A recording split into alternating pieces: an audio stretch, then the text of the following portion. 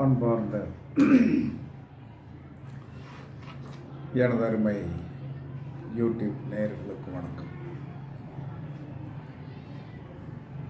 ஜோதிட சாஸ்திரத்தில் ஜோதிடம் படித்தவர்களாக இருந்தாலும் சரி, படிக்காதவர்களாக இருந்தாலும் சரி, சில முக்கியமான விஷயங்களை நம்ம தெரிந்து கொள்ளும். முக்கியமான விஷயத்தை நாம் தெரிந்து, அந்த காலம் நமக்கு இயற்கை கொடுத்துத்தான் இருக்கிறது. இயற்கை கொடுத்திருக்கிறது. அந்த இயற்கை கொடுத்திருக்கிற அந்த இதை நாம் அது இணைந்து வரும்போது நம்ம பயன்படுத்தணும். அப்படி பயன்படுத்திட்டோமா என்று சொன்னீர்கள் என்று சொன்னால், காலகாலமாக என்ன சொன்னோன்னா நம்ம வர்க்கத்திற்கு நாம் செய்த ஒரு நல்ல காரியமாக அது இருக்கும். அப்போ என்ன சொல்லலான்னா, எல்லாரும் கேள்விப்பட்டிருப்பீங்க சித்த யோகம், அமிர்த யோகம். சித்த அமிர்தாதி யோகம் அப்படின்னு ஒன்று இருக்குது. அது சித்த யோகம், அமிர்த யோகம், மரண யோகத்தை நீங்கள் பார்த்திருப்பீர்கள். அது உங்களுக்கு தெரியும், பஞ்சாங்கத்தில் நீங்கள் பார்த்துருப்பீங்க. அதே சமயத்தில் என்ன சொல்கிறாங்கன்னா, சித்த யோகம், அமிர்த யோகம், மரண யோகத்தை தவிர்த்து ஒன்று இருக்கிறது. அதாவது என்ன சொன்னான்னா, சித்த அமிர்தாதி யோகம் அப்படின்னு ஒரு யோகம் இருக்கிறது. அது எந்த நாளில் வரும் அப்படிங்கிறத நான் இன்னைக்கு சொல்கிறேன். அதை நீங்கள் பஞ்சாங்கம் பார்க்குறவங்க யாராக இருந்தாலும் குறித்து வைத்து கொள்ளுங்கள். குறித்து வைத்து கொண்டு அந்த நாளில் நீங்கள் என்ன நல்ல காரியம் வேண்டுமானாலும் செய்யலாம். அந்த நாள் ஃபுல்லாக நீங்கள் செய்யலாம். அதை நான் இப்போ சொல்கிறேன். அதை நீங்கள் குறித்து வச்சுக்கணும். ஞாயிற்றுக்கிழமையோடு சேர்ந்து வருகின்ற அஸ்த நட்சத்திரம் மிக மிக சிறப்பானது. ஞாயிற்றுக்கிழமையோடு சேர்ந்த அஸ்த நட்சத்திரம் மிக மிக சிறப்பானது. இந்த நாளை நம்முடைய ஆரோக்கியம் சரியாக பயன்படுத்தலாம். உங்களுடைய ஆரோக்கியத்தை சரிபடுத்துவதற்கு நீங்கள் பயன்படுத்துங்கள். கண்டிப்பாக என்ன சொல்கிறான், ஞாயிற்றுக்கிழமை அஸ்த நட்சத்திரம் வருகின்ற நாள் ஆரோக்கியத்திற்கு பயன்படுத்தலாம். அதற்கடுத்து திங்கட்கிழமையும் மிருகசீரிட நட்சத்திரம் வருகின்ற நாள் சித்த அமிர்த யோகம். திங்கட்கிழமையும் என்ன சொல்கிறான்னா, மிருகசீரிடம் நட்சத்திரம் வருவது என்ன சொல்கிறான்னா, ஒரு அற்புதமான நாள். திங்கட்கிழமையும் மிருகசீரிட நட்சத்திரம் வருவது ஒரு அற்புதமான நாள். இந்த நாளில் நீங்கள் என்ன செய்யணும் அப்படின்னா, வாகனம் 2 வீலர் வாங்கலாம், 4 வீலர் வாங்கலாம். அதற்கடுத்து என்ன சொல்கிறாங்க, அந்த வாகனம் சார்ந்த விஷயத்தில் எது நீங்கள் செய்தாலும் உங்களுடைய அந்த வாகனம் சார்ந்த விஷயத்தில் ஒரு பெரிய உங்களுக்கு நன்மையை கொடுக்கும். திங்கட்கிழமையும் மிருகசீரிட நட்சத்திரம். அதற்கு அடுத்து என்ன சொல்கிறான்னா, செவ்வாய்க்கிழமையும் அசுபதி நட்சத்திரம். செவ்வாய்க்கிழமையும் அசுபதி நட்சத்திரமும் வருகின்ற நாள் மிக மிக சிறப்பானது. அப்போ செவ்வாய்க்கிழமையும் அசுபதி நட்சத்திரம், செவ்வாய்க்கு என்ன சொல்லுவோம், எதிரியை வீழ்த்தலாம். செவ்வாய்க்கிழமையும் அசுபதி நட்சத்திரம் வருகின்ற நாளில் என்ன சொல்லலாம்னா, எதிரி சார்ந்த விஷயத்தில் ஒரு காரியம் நடத்த வேண்டும் என்று சொன்னால் இந்த நாளை தேர்ந்தெடுத்து நீங்கள் செயல்படுத்துங்கள். எதிரி வீழ்த்துவோம், உங்களுடைய எதிரி. அப்போ செவ்வாய்க்கிழமையும் அசுபதி நட்சத்திரமும் மிக சிறப்பானது. அதற்கடுத்து புதன்கிழமையும் அனுச நட்சத்திரமும், இது ரெண்டும் சேர்ந்து வருவது மிக மிக சிறப்பு. அப்போ புதன்கிழமையும் அனுச நட்சத்திரம் வருவது மிக மிக சிறப்பு. இது நான் இன்னைக்கு பேசிகிட்டு இருக்கேன், செவ்வாய்க்கிழமை பேசிகிட்டு இருக்கேன்.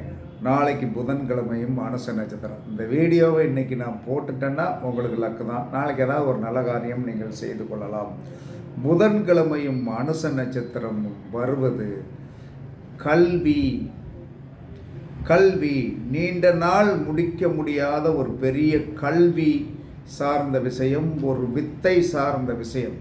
இன்றைக்கி ஒரு தொழில் நம்ம என்ன சொல்லணும்னா ஒரு ஜோதிடம் சார்ந்த விஷயம் பெரியவரை நீங்கள் பார்க்க போகணும் அப்படின்னா புதன்கிழமை அனுச நட்சத்திரம். நாளைக்கு ஒரு நண்பர் கரூர்லேருந்து என்ன சொல்கிறான்னா, அவரும் ஒரு ஜோதிடர் வர்றார்.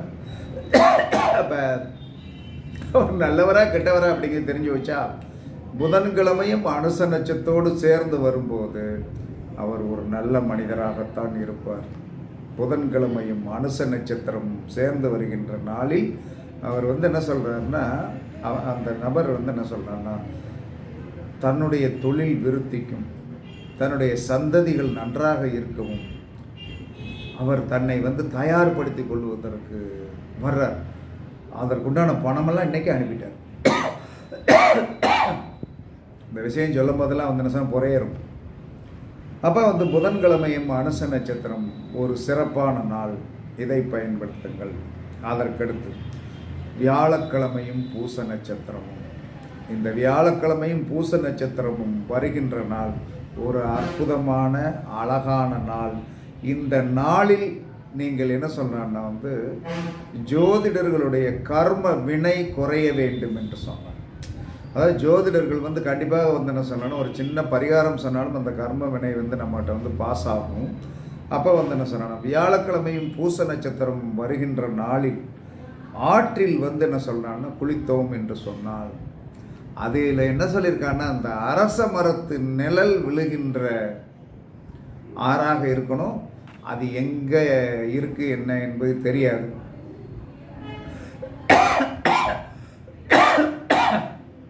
அப்போ நீங்கள் என்ன சொல்ற, கர்மா கர்மா சொல்ல விட மாட்டேங்குது. இதெல்லாம் என்ன சொன்னா சொல்ல மாட்டாங்க. நான் 4 பேர் நல்லா பழகிட்டோம் அப்படிங்கிறதுக்காக தெரிஞ்சிச்சுன்னா என்ன சொன்னாங்கன்னா அதை வீடியோவை என்ன சொன்ன நல்லா ஃபிட் பண்ணி போட்டுறேன். அப்போ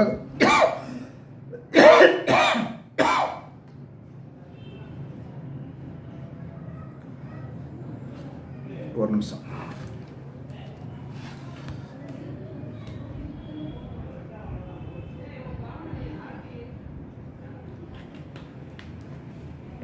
அப்போ வியாழக்கிழமையும் பூச நட்சத்திரம் வருகின்ற அன்று ஜோதிடர்கள், ஆன்மீகவாதிகள், குறி சொல்கிறவன், கோடாயன் அடிக்கிறவன் அத்தனை பேர் என்ன சொல்கிறாங்கன்னா வியாழக்கிழமையும் பூச நட்சத்திரம் வருகின்ற அன்று ஏதாவது ஒரு ஆற்றில் போய் குளித்து அங்கே ஏதாவது ஒரு ஜீவசமாதி இருந்தால் அந்த ஜீவசமாதியை வழிபாடு பண்ணி விட்டு வந்தீர்கள் என்று சொன்னால் கண்டிப்பாக நன்றாக இருக்கும்.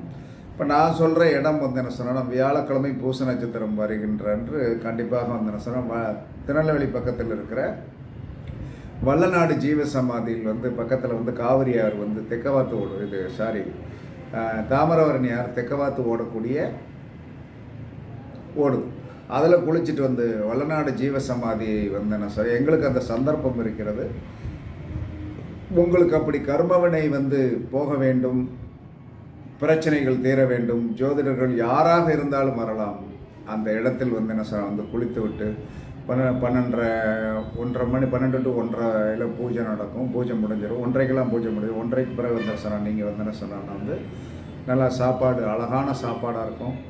அந்த மாதிரி ஒரு அற்புதமான என்ன சொல்கிறேன்னா சாப்பாடை எங்கேயுமே நீங்கள் பார்க்க முடியாது. அவ்வளோ ருசியாக இருக்குது, என்னன்னு தெரியாது. அதில் அவியல் போடுறது உங்களுடைய உடம்பில் ஏதாவது நோய் இருந்தாலும் அது தீர்ந்து விடும்.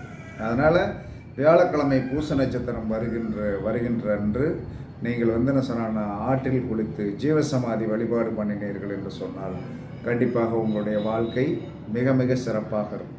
அதற்கடுத்து வெள்ளிக்கிழமையும் ரேவதி நட்சத்திரமும் வருகின்ற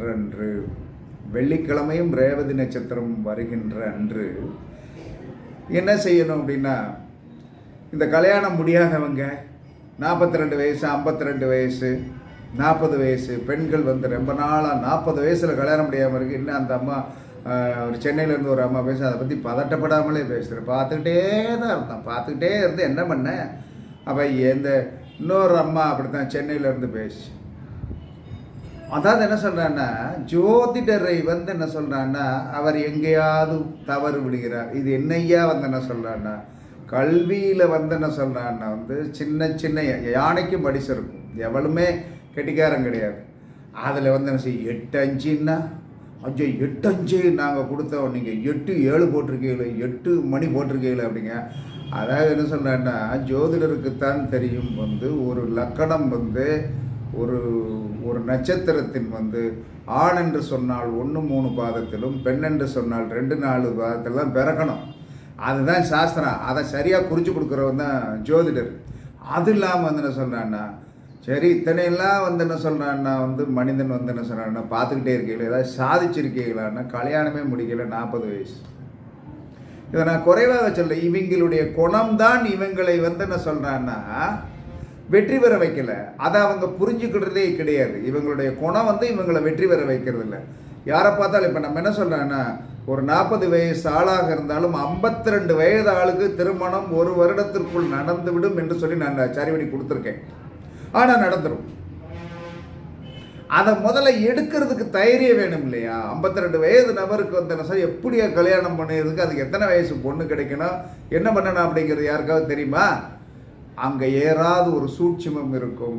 அந்த சூட்சுமத்தை வந்து தூசு தட்டி விட்டோம் என்று சொன்னால் திருமணம் நடக்கும். அப்போ நம்ம எடுக்கிறவங்க, அந்த கேஸை எடுக்கிறவங்க தான். இவங்க கொடுக்குற படம் 2 நாளையில் 3 நாளையில் போயிடும். அதுக்கு பிறகு இன்னொருத்தர் தான் வருவாங்களான்னு நம்ம பார்த்துட்டு இருக்கக்கூடிய ஒரு சூழ்நிலை இருக்கிற நமக்கு வந்து நம்ம மேலே வந்து என்ன சொல்கிறேன்னா, ஐயோ சரி பண்ணிடலாம், கவலைப்படாதீங்க, நான் சரி பண்ணி தரேன்னு சொல்கிறவங்களே இவங்க பெருசாக நினைக்கிறதில்ல. இந்த பணம்னு கேட்ட உடனே பாருங்க பார்த்தா அடித்து ஓடுவான், பார்த்துக்கிடுங்க. அப்படி அதுக்கு முன்னாடி வந்து என்ன சொன்னான், ஐயா உயிரியா தெய்வம்யா அப்படிமா. சரி இவளை கொண்டுட்டு ஆஃபீஸுக்கு வா அப்படின்னு உடனே நான் 1 வாரம் ஆகும் எனக்கு பெறட்டுறதுக்குமா, இல்லைன்னா என்ன சொல்கிறேன்னா அப்படியா ஐயா அப்படிமா. வாயால் பணியாரம் சுடுறதுக்கு நிறைய பேர் பேசுவாங்க. இதை வந்து நீங்கள் தவிருங்கள். உங்களுக்கு என்று ஒரு கர்மாவை அழித்து கொடுக்கக்கூடிய ஜோதிடர்கள் சிறந்தவர்களாகத்தான் இருப்போம். யார் வந்து இங்கே சோட போனவர்களாக இருக்கவே மாட்டோம். துப்பாக்கூர்கிட்ட போய் வந்து நீங்கள் வந்து என்ன சொன்னால் போய்கிட்டே இருந்தீங்கன்னா அதுக்கு நாங்கள் என்ன செய்யறது? அதனால் வந்து என்ன சொன்னேன்னா, வெள்ளிக்கிழமையும் ரேவதி நட்சத்திரம் வருகின்ற அன்று, வெள்ளிக்கிழமை ரேவதி நட்சத்திரம் வருகின்ற அன்று நீங்கள் அந்த கல்யாணம் சார்ந்த விஷயத்திற்கு வந்து என்ன சொன்னான்னா, என்ன முயற்சி பண்ணினாலும் அது அடுத்த எப்படி இது வந்து வருஷத்தில் 1 நாள் தான் இந்த நாட்கள் வரும். 12 மாதத்தில் 1 நாள். அடுத்து வெள்ளிக்கிழமை ரேவதி நட்சத்திரம் வருகின்றதுக்குள்ளே வந்து உங்களுக்கு இந்த காரியத்தை நடத்தி கொடுத்துரும் திருமணம் சார்ந்த விஷயத்தில். அதற்கு அடுத்து சனிக்கிழமையும் ரோகிணி நட்சத்திரம் வருகின்றது. மிக மிக சிறப்பானது. இது தொழிலுக்கு அற்புதமோ அற்புதம். தொழிலுக்கு வந்து என்ன சொன்னால் சூப்பராக வேலை செய்யும். இதை நாங்கள் வந்து ஒரு 4 நண்பர்கள் சேர்ந்து வந்து செஞ்சு பார்த்தோம். இந்த சனிக்கிழமையும் ரோகிணி நட்சத்திரம் வருகின்ற அன்று அதில் வந்து என்ன அமிர்த நாளிகைன்னு ஒன்று இருக்குது. அந்த நாளில் வந்து என்ன சொல்கிறேன்னா, இந்த விஷயங்களை நாங்கள் செய்து பார்க்கும்போது கண்டிப்பாக வந்து என்ன சொன்னான்னா சிறப்பாக இருக்கிறது. அதில் நான் ஒரு ஆள் அந்த நல்ல லெவலுக்கு வந்து என்ன வந்ததுக்கு காரணம் அந்த சனிக்கிழமையும் ரோகிணி நட்சத்திரம் வருகின்ற அன்று அந்த நாளில் அந்த ரோகிணி நட்சத்திரத்தோடைய அமிர்த நாளிகை 1.5 மணி நேரம் இருக்கும். அதில் அந்த 1.5 மணி நேரத்திற்குள்ள ஆசாரிட்ட கொடுத்து வந்து என்ன சொல்கிறேன்னா தங்கத்தில் வந்து ஒரு மோதிரம் செஞ்சு போடணும். அந்த 1.5 மணி நேரத்துக்குள்ளே அவன் செய்யணும். 1.5 மணி நேரத்துக்குள்ளே செஞ்சிடலாம். எப்படின்னா வந்து ஒரு சின்ன ரிங்கு கணக்காக செஞ்சால் போதும். நீங்கள் அழகாக செய்யணும் அப்படிங்கிற அவசியமெல்லாம் கிடையாது. ஒரு ரிங்கு கணக்காக செஞ்சால் போதும். அப்போ கண்டிப்பாக வந்து என்ன சொல்கிறேன்னா வந்து நீங்கள் இதை பயன்படுத்துங்கள். சரி, இப்போ ஞாயிற்றுக்கிழமை அஸ்த நட்சத்திரம் வருகின்றது நல்லதுன்னு சொல்லிட்டோம். ஆனால் அதில் பஞ்சமி திதி வரக்கூடாது. விதினா விதி விலக்கணும். அப்போ ஞாயிற்றுக்கிழமை அஸ்த நட்சத்திரம் நல்லது, அதில் தேய்விரை பஞ்சமி திதி வரக்கூடாது. அதுக்கடுத்து திங்கட்கிழமையும் மிருகசீரிட நட்சத்திரம் சேர்ந்து வரும்போது சஷ்டி திதி அதில் சேர்ந்திருக்கக்கூடாது. ஏன்னா இதை சொல்லிடணும். செவ்வாய்க்கிழமையும் அஸ்வதி நட்சத்திரம் வருகின்ற போது அங்கே சப்தமி திதி அதோடு சேர்ந்திருக்கக்கூடாது. புதன்கிழமையும் அனுச நட்சத்திரம் வருகின்ற போது அங்கே அஷ்டமி திதி சேர்ந்திருக்கக்கூடாது. வியாழக்கிழமையும் பூச நட்சத்திரம் வருகின்ற போது அங்கே நவமி திதி அதோட ஜாயிண்ட் ஆகக்கூடாது. வெள்ளிக்கிழமையும் ரேவதி நட்சத்திரம் வருகின்ற போது அங்கே தசமி திதி வந்து ஜாயிண்ட் ஆகக்கூடாது. சனிக்கிழமையும் ரோகிணி நட்சத்திரம் வருகின்ற போது அங்கே ஏகாதசி திதி ஜாயிண்ட் ஆகக்கூடாது. அப்போ என்ன சொல்கிறான்னா வந்து பஞ்சமி, சஷ்டி, சப்தமி, அஷ்டமி, நவமி, தசமி, ஏகாதசி இந்த 7 திதிகள் ஒவ்வொன்றும் வரிசையாக தான். அப்போ ஞாயிற்றுக்கிழமை அஸ்தம் வரும்போது பஞ்சமி இல்லாமல் இருந்தால் நீங்கள் பண்ணுற காரியம் சக்ஸஸ். இப்போ நான் சொன்ன ஒவ்வொன்றுக்கும் நீங்கள் கணக்கெடுத்துக்கிடுங்க. சுபகாரியம் நல்லபடியாக இந்த நான் சொன்ன நட்சத்திரங்களும் கிழமைகளும் சேர்ந்து வரும்போது அதற்கு வந்து சாதகம் இல்லாத திதிகள் வந்து இந்த அஸ்தத்துக்கு பஞ்சமி, மிருகசீரிடத்திற்கு சஷ்டி, அசுபதிக்கு சப்தமி, அனுசத்துக்கு அஷ்டமி, பூசத்துக்கு நவமி, அதற்கடுத்து என்ன சொல்கிறேன்னா வந்து ரேவதிக்கு வந்து என்ன சொல்கிறேன்னா வந்து தசமி, ரோகிணிக்கு வந்து ஏகாதசி. அது மட்டும் வரக்கூடாது, மேக்சிமம் வராது. நம்மளுடைய ஊழ்வினை அதில் போய் உள்ள போய் மாட்டிக்கிட்டு முழிக்கக்கூடாது அப்படிங்கிறதுக்காக கிழமைகளும் நட்சத்திரங்களும் வந்து ஓகே. அதோடு இந்த திதிகள் வராமல் வேறு திதிகள் இருந்தால் 100% கண்டிப்பாக நீங்கள் வந்து உங்களுக்கு ஒர்க் அவுட் ஆகும். நீங்கள் ஜோதிடர்களுக்கு மட்டும் வந்து ஒரு சின்ன சிம்பாலிக் சொல்லிடுறேன். அதாவது என்ன சொல்கிறேன்னா வந்து வியாழக்கிழமையும் பூச நட்சத்திரம் வருகின்ற போது உங்களுடைய கர்மாக்களை வந்து நீங்கள் குறைக்க முடியும். அதற்கு என்ன சொல்கிறான்னா அந்த வியாழக்கிழமை ரேவதி நட்சத்திரம் வரணும், ஆனால் அதில் தசமி திதி மட்டும் இல்லாமல் இருக்கணும். இருந்தால் நீங்கள் வந்து என்ன சொல்கிறாங்க, நல்லா வந்து என்ன ஆற்றுல குளிச்சுட்டு ஜீவசமாதி வழிபாடு பண்ணிவிட்டு அந்த ஜீவசமாதி நல்ல உணவு அருந்தி விட்டு வாருங்கள். கண்டிப்பாக நீங்கள் என்ன கர்மா உங்களுக்கு இருக்கிறதோ அது போயிடும். ஏன்னா நாங்கள் இதை வந்து வழிபாடு பண்ணி பார்த்துட்டோம். ஏன்னா நான் பூச நட்சத்திரம் வந்து என்ன சொல்கிறேன்னா மாதம் வழிபாடு பண்ணக்கூடியது. ஏன்னா என்னுடைய 13வது நட்சத்திரம் அதிர்ஷ்ட நட்சத்திரம் பண்ணும்போது நான் அந்த இடத்துக்கு போக வேண்டிய சூழ்நிலையில் இந்த நட்சத்திரங்கள் வருகின்ற என்று நான் செயல்பட்டு இருக்கிறேன். கண்டிப்பாக நல்ல வெற்றி. கர்மாக்களை வந்து அழிக்கக்கூடிய சக்தி நமக்கு தெரிஞ்சதுனால இன்றைக்கி நல்லாயிருக்கும். அதனால் இதை நடைமுறைப்படுத்துங்கள், வெற்றி பெறுங்கள். வாழ்க வளமுடன், வாழ்க வளமுடன். வணக்கம் வணக்கம். உங்களிடமிருந்து விடைபெறுவது சிப்பிப்பாறை ஜோதிடர் சாதி ராகவன் ஜெயபாலாஜி. சுகமே சொல்க, சுகமே சொல்க. வாழ்க வளமுடன், வாழ்க வளமுடன். வணக்கம் வணக்கம் வணக்கம் வணக்கம்.